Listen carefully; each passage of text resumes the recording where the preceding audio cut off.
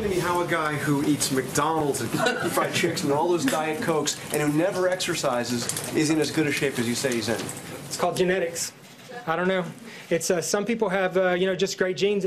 I told the president that if he had a healthier diet over the last 20 years, he might live to be 200 years old. Is he limited to one scoop of ice cream now? I don't limit his diet at all. I just I make recommendations. Does he watch too much TV? I don't. From a sedentary lifestyle sort of perspective, should he cut back on that? I'm not going to comment on that. I mean, I might comment on that if that were my 5-year-old. I might tell you they watch too much TV, but I'm not going to. The president, he can watch as much TV as he wants. Media couldn't believe the reaction today. That was the president's position. Rear Admiral Ronnie Jackson answering the mainstream media is insane. And I mean literally insane. I mean, they need psychological help, psychiatric help, questions about the president's health. Here with the reaction now from the Trump Organization, President Trump's son, Eric Trump. There's a part of this is funny, but it's not funny because they, in their little bubble echo chamber, have convinced themselves. And your dad asked for a cognitive test, which apparently was one of the hardest ones that is. And he aced it. 30 for 30. It's insane. First of all, I think the Admiral did an amazing job. I do too. Second of all, I mean, does he watch too much TV? Does he eat too much ice cream? Are you kidding me?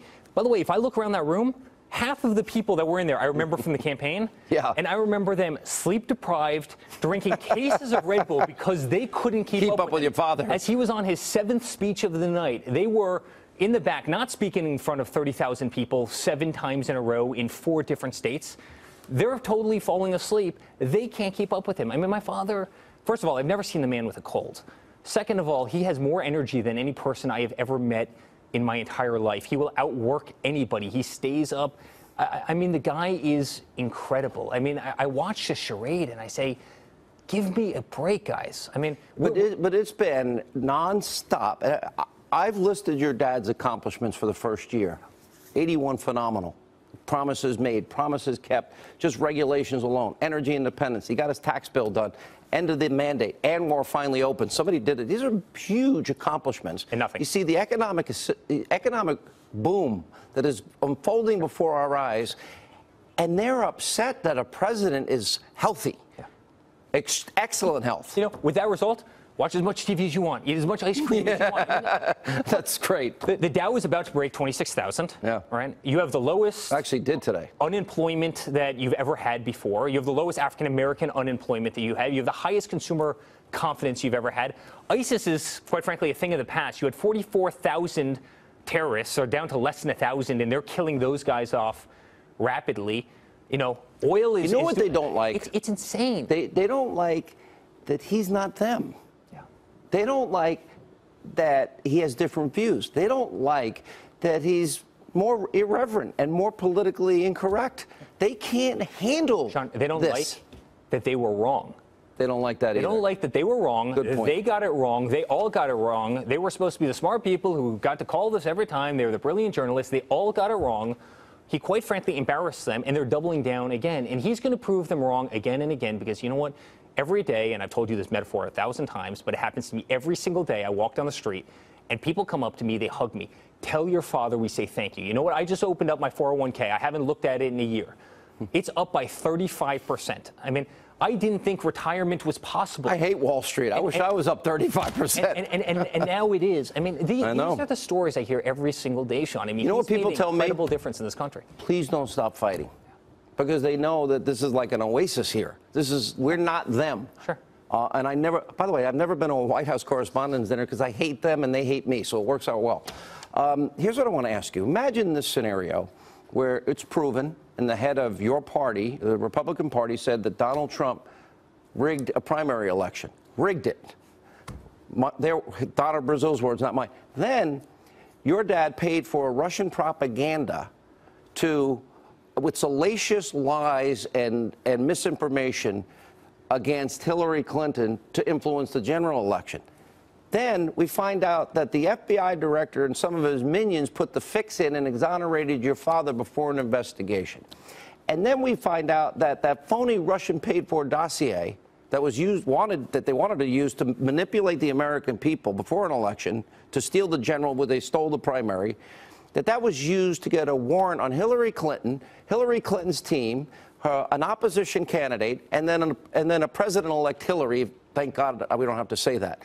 What would the media be doing tonight? Well, I mean, how about just going back to the very beginning, where Donna Brazile is giving the debate questions to Hillary before the debate? I mean, could you imagine if that happened to my father? I mean, let alone all this other stuff, meaning he would have been disqualified at that moment. There would be nothing left at that moment, let alone the fake dossiers and the phony investigations and the nonsense Russia. I mean, here's just the reality of what happened. You had a better candidate who was far more competent, who worked much harder, despite having 1/7 the amount of money, who blew the other party out of the water, right? And they needed an excuse. They needed a way to justify their loss. And if you look at the Democratic Party right now, they have no message.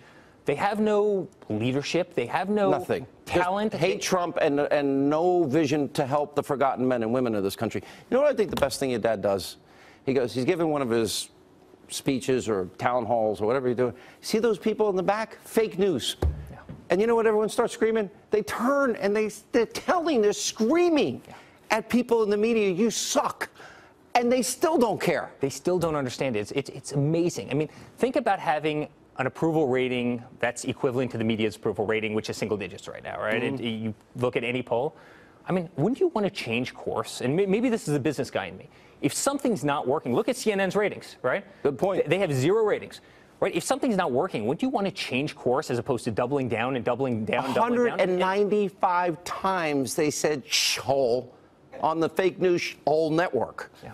Sorry, I can't help. I can't help. They told me I can't say it on the air, and it's pissing me off. By the way, not one time did they mention the Dow hitting 26,000. No. Not one time did they talk about ISIS coming back to this country. Not one time did they talk about ISIS. I mean, everything that's actually important to this nation. And, you know, the one thing I learned through this whole process, I mean, if there's one thing that I'll take away is that the media does not understand, at least the vast majority of the media, does not understand the voice of this country. It's controlled out of New York. It's controlled out of L.A. It's controlled by... It's not the country, though. Six people right at the very, very top who's, you know... At any point do they care about the men and women in poverty, out of work, and on food stamps? At any point do they care about national security? At any point do they examine it was dumb of Bill Clinton and Obama to try and bribe murdering dictators to like us?